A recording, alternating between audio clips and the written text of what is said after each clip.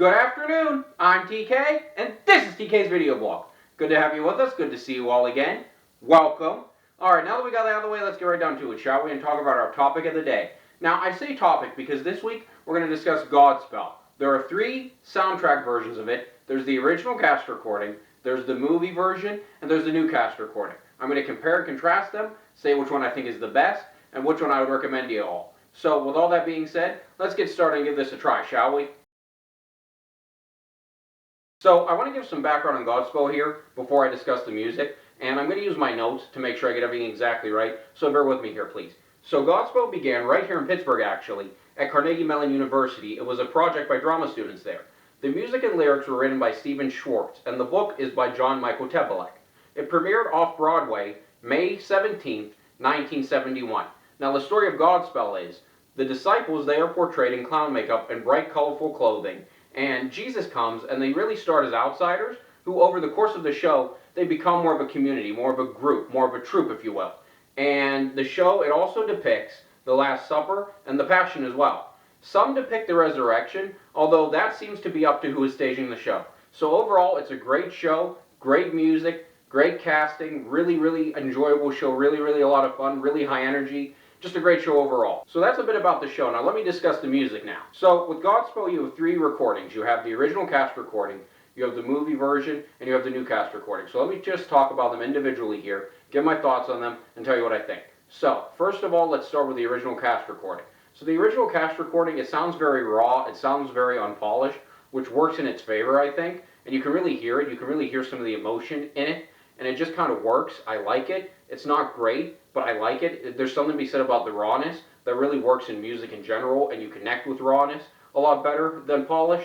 So I think there's a deeper connection with the original as opposed to the other two. But the original is really good. I think the rawness works in its favor, the unpolishedness works in its favor. It really works. Now, the movie soundtrack version. So Victor Garber stars in that as Jesus in one of his earliest roles, I believe. And he's hardly recognizable, won't recognize him, but that's interesting, a little tidbit there. But the movie soundtrack itself. So it's much more polished, it's much less raw, and while I like the rawness of the original, I like how this one's more polished, it's more professional, you can really hear it. Now vocally, it sounds really different. Some cast members are the same from the stage to the screen, but they kind of elevate their vocals, and that's great to hear. What you really want from stage to screen is you want an elevation, and you get that, so that's great. Now some cast members are indeed different, and their vocals, I think, sound a little bit stronger to the other cast members, the original ones from the original stage show, so that's kind of cool to hear too. You really want a step up in any respect from stage to screen, be it returning cast members or new, you kind of want an elevation, you get that. Now, as far as the overall movie soundtrack,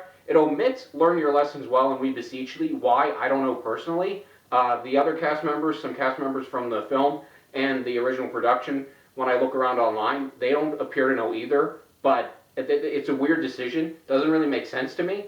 It doesn't really take away from the overall soundtrack or my opinion of it. They would have been nice to include, but I just don't understand why they weren't on there. What really comes across, at least for me in the movie soundtrack, is vocally it's a lot stronger. It's a lot more fleshed out. There's a lot more depth in terms of the band, in terms of the arrangements. Now, it loses some of the rawness of the original, but you can still hear the heart and emotion of the original, and that comes across really well. And there's still a connection with it. So overall, the movie soundtrack, really good as well. I mean, really, it's comparing apples to oranges. But let's throw another one into the mix, shall we, and discuss the new cast recording. So the new cast recording, so it sounds very different vocally than the original two, because a lot of the original cast members, of course, are no longer involved in the show. Some have sadly passed on. Many are still alive, but some have sadly passed on. And so vocally, you have something very different. Instrumentally, tone-wise, arrangement-wise, band-wise, which goes to the instruments, it sounds very different. There's a different sound, a different feel to it, kind of more unique, which I like personally, but at the same time it doesn't really measure up to the other two versions, but I like it though. It's not bad, there's nothing terrible about it. It just isn't as strong as the other two, I don't think. Now that's just my opinion. Now this one does include the Tower of Babel, which is the original opening for the show. Now the original soundtrack and the movie soundtrack don't actually include that song. Now why, I don't know. I think what I read somewhere was that they were trying to market the original recordings of Godspell more as pop albums, and I think that's why they didn't include it. So from that perspective, that kind of makes a little bit of sense to me. But as far as the inclusion or exclusion of that song, it doesn't really make the show like better. It doesn't really make the album much better. And excluding it doesn't really take away from the other two versions either, I don't feel. So yeah, I mean, while I would say this one is the weakest in terms of the vocals and the band, I think that it's kind of cool with how unique it is and how it tries something different. There's something to be said about that for sure.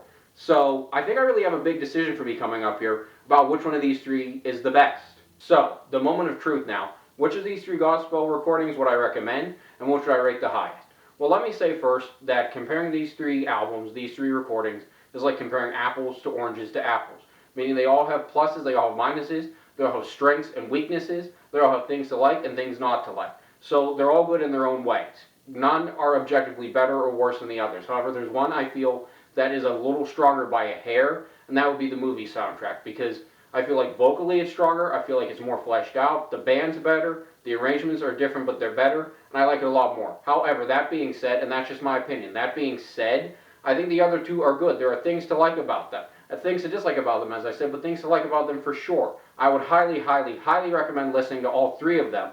They are really good, really energetic, great instruments, great vocals, really, really great music, really, really meaningful music, and just overall fun to listen to. I would highly recommend listening to all three of them, but definitely for me, the movie soundtrack is the best, 20 out of 20 for that. I would give the original recording, because of its rawness, a 19 out of 20, a very solid 19 out of 20, and the new recording I would give a 15 out of 20 because I think there are things to like in it, it's unique, I think it misses the mark vocally, but it's good. And again, I would recommend all three, listening to all three of them. It's really fun, really interesting. And what's interesting in comparing these three albums to each other is they're the same songs essentially, but done in many different ways, and that is really art, and that's really individualism right there in a nutshell, is taking the same thing, seeing the same thing, and interpreting it in a new and exciting and fresh and unique way. So that's really cool to see and hear with Godspell. And yeah, overall, really great soundtracks for sure. Really great music for sure. Godspell, I would highly recommend it for sure. Alright, well, looking at my watch, it looks like we're about out of time.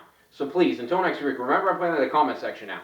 Remember, all season long, I want to hear from you. What do you like about this blog? What don't you like about this blog? What could I do differently or better on this blog? All that good stuff and then some. I'd really, really love to hear from you all. I really, really would. Also, please remember, all season long, reach out, recommend a movie, TV show, book, song, album for me to review, and I might just review it for you all right here on TK's video blog. Now, I can always promise you you'll like the review or agree with every single thing I have to say in the review. What I will promise you all is this: I will always keep it fair, and I will always keep it honest. That is my commitment to you all, as always. So, with that all being said, until next week, take care, be safe, and goodbye, everyone. Have a great weekend. I'll see you right back here next week.